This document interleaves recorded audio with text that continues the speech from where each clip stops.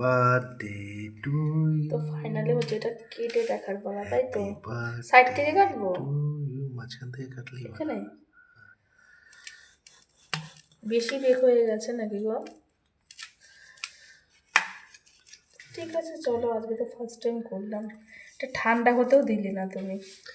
দেখি ঘোরাও এদিকে, ওয়াও, স্পঞ্জি হয়েছে দেখো।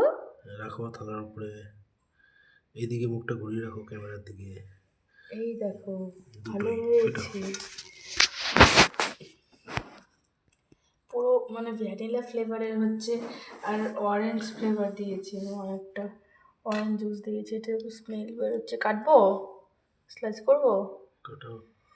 এটা কালকে কাটলে ঠিক ছিল। হ্যাঁ ঠিক আছে,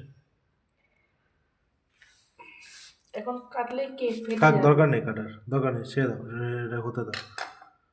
মানে আমি যে যে ভেতরটা তোমার ঠিকঠাক হয়ে যাবে, হ্যাঁ হয়েছে তো? পারফেক্ট কুক হয়েছে তো। এই দেখো ড্রাই ফ্রুটসগুলো দেখা যাচ্ছে ভেতরে আছে, হয়ে গেছে। এবার একটা দেখো, এদিকে এদিকে ক্যামেরাটা নিয়ে আসো, এই এদিকে। ড্রাই ফ্রুটগুলো দেখা যাচ্ছে। না না, ক্যামেরাটা এদিকে নিয়ে আসো, এদিকে।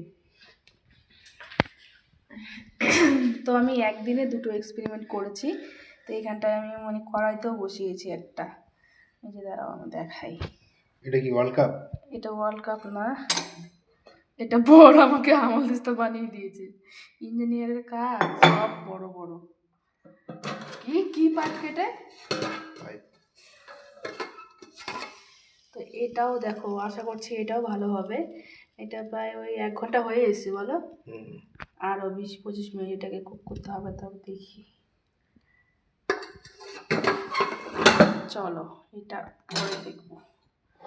চাপ ভাতটা দিলাম।